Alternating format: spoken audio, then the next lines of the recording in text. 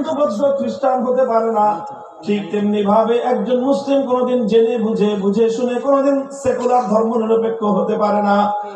কারণ কি? কারণ ধর্ম নিরপেক্ষ মতবাদ তাকে বলবে রাষ্ট্রের সঙ্গে ধর্মের সম্পর্ক চলে না।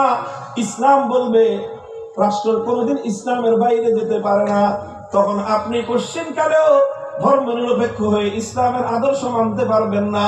তখন আপনাকে যে কোনো একটা গ্রহণ করতে হবে, আর একটা ত্যাগ করতে হবে। আমরা পরিষ্কার বলে দেই, আমরা ইসলাম মানলাম, ধর্ম নিরপেক্ষতাকে লাথি মারলাম। আপনারা আপনাদের অবস্থান পরিষ্কার করেন। আপনারা কি রাষ্ট্রের সঙ্গে ধর্ম নিরপেক্ষ মতবাদের অনুসরণ করে ধর্মকে বিচ্ছিন্ন করবেন, না ইসলামের আদর্শ মেনে রাষ্ট্রকে আপনার ধর্মের আলোকে চালাবেন? আপনাদের অবস্থান পরিষ্কার করলে আপনারা হয় মুসলিম থাকবেন, না হয় সেকুলার হবেন। দুই নৌকায় একসঙ্গে পা দেয়া চলবে না। কথাটা পরিষ্কার বোঝা গেল? সুতরাং এই কথা পরিষ্কার।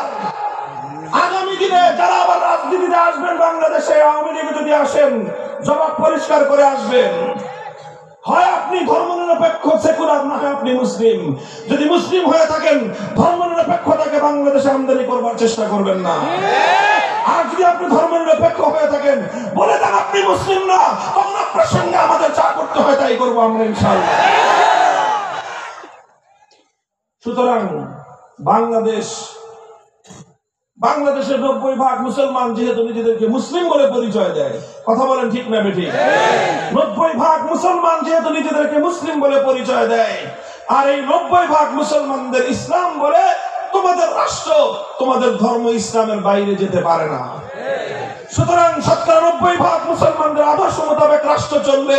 এই রাষ্ট্রের প্রত্যেকটি বিধান প্রণয়নের ক্ষেত্রে, প্রতিটি বিধান কার্যকর করার ক্ষেত্রে ইসলামের দিক নির্দেশনা অনুসরণ করাই বাধ্যতামূলক। আর একটা ঐতিহাসিক কথা বলবো, এরপরে আমি আমার সমাপনী মূল যেই মেসেজ জাতির উদ্দেশ্যে আমরা দিব, সেটা হলো এই: ঐতিহাসিক ভাবে বাংলাদেশ ধর্ম নিরপেক্ষ হতে পারে না। কেন ঐতিহাসিক কারণে? এটা তো আমি বললাম ধর্মীয় কারণে। এতক্ষণ যেটা বললাম সেটা বললাম ধর্মীয় কারণে, ইসলামের দৃষ্টিভঙ্গির কারণেই মুসলমান কোনদিন ধর্ম নিরপেক্ষ হতে পারে না।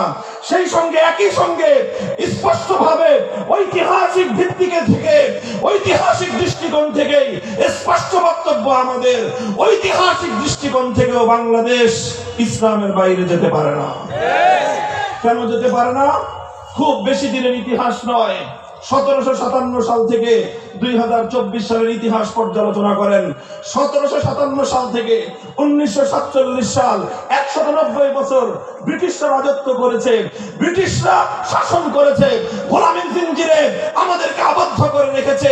190 বছর আমরা লড়াই করেছি, আজাদির লড়াই করেছি, স্বাধীনতার লড়াই করেছি, মুক্তিযুদ্ধের লড়াই, জীবন দিয়েছি। বালাকোটের রণাঙ্গনে শহীদ হয়েছেন সৈয়দ আহমদ রহমতুল্লাহ আলাইহি, যুদ্ধ করেছি শামিলের রণাঙ্গনে, রক্ত দিয়েছেন হাফেজ জামিল শহীদ রহমতুল্লাহ আলাইহি, লড়াই করেছি তাহরিকে রেশমি রুমালে, লড়াই করেছি তাহরিকে আজাদিতে, লড়াই করেছি তাহরিকে খেলাফতে। যুদ্ধের মধ্য দিয়ে রক্তের সাগর প্রবাহিত করে, লক্ষ লক্ষ মানুষের রক্তের বন্যা দিয়ে, আলেম ওলামাদের ফাঁসির কাষ্ঠে ঝুলিয়ে, আলেমদের সন্তানরা ইতিম হয়ে, আলেমদের স্ত্রীরা বিধবা হয়ে, লাখো আলেমের রক্তের উপর দিয়ে 1947 সালে ব্রিটিশদেরকে বিতাড়িত করে উপমহাদেশ স্বাধীনতা লাভ করেছে। এরপরে 1947 সালে দেশটা যখন স্বাধীন হবে, স্বাধীন হওয়ার আগেই, ব্রিটিশরা দেশ ছেড়ে চলে যাওয়ার আগেই প্রশ্ন আসলো এই দেশটা কিভাবে স্বাধীন হবে। কারণ এই দেশে তখন প্রধানত